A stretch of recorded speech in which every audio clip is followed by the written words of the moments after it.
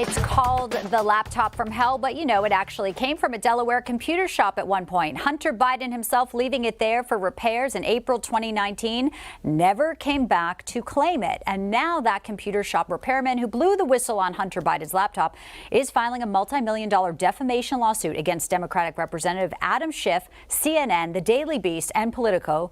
The former shop owner, John Paul Mac Issac, claiming they falsely accused him of peddling Russian disinformation.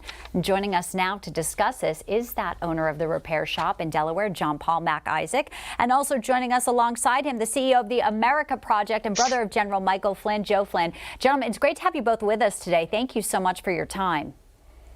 Thanks for having us on the show. So, John Paul, Hunter may regret walking into your store, but a lot of Americans probably don't. What was it that you saw first on that laptop that sort of clued you into this was something the FBI may want to look at?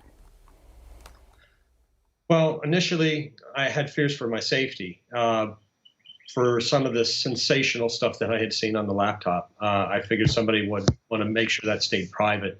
What alerted me to want to bring this to the attention of the FBI, though, was really the issues revolving around what looked like a lot of money, that looked like a pay-for-play scheme, and then the breaches of national security, the information that was being sent from the White House to private Ukrainian citizens to benefit that business that Hunter worked for. You know, and you're, an American citizen here, you think you're doing the right thing, and instead your life gets thrown into really what has become what we now know looks like essentially a media suppression and a lot of work to have this not come out. You're suing not only Adam Schiff, CNN, Politico, and The Daily Beast. Tell us exactly what they did, how you believe that they smeared you, the defamation that was done to your character by these outlets and this congressman.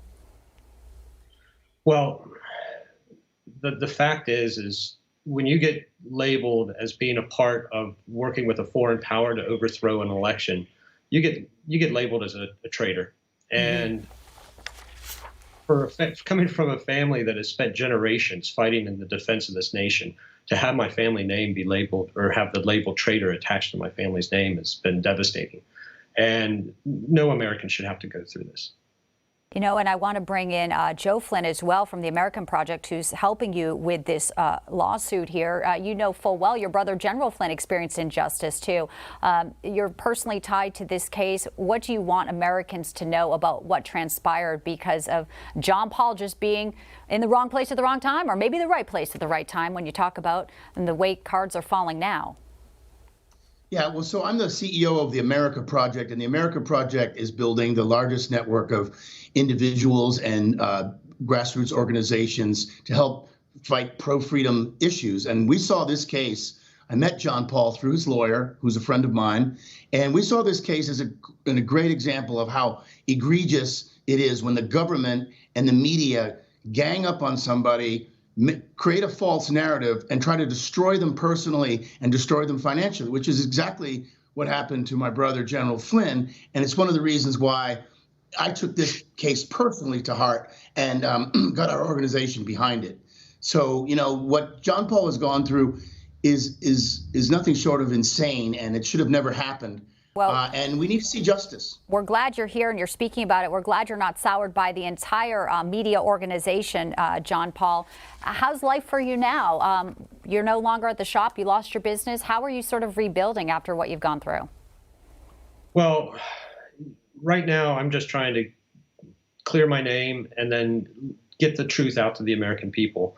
I never thought in my wildest dreams after getting destroyed by Twitter that I would have an opportunity to defend my actions in a court of law. So I shifted to trying to defend my actions in the court of public opinion.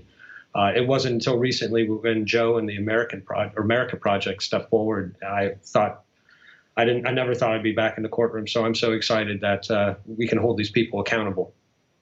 Well, we appreciate you coming on. We'll be following your case. Obviously, you know, hopefully there's the threshold there that you may not have to prove, which is actual malice, because you were a private citizen. So we know that there are some legal obstacles, but we do wish you all the best. And we thank you for joining us today to discuss the case.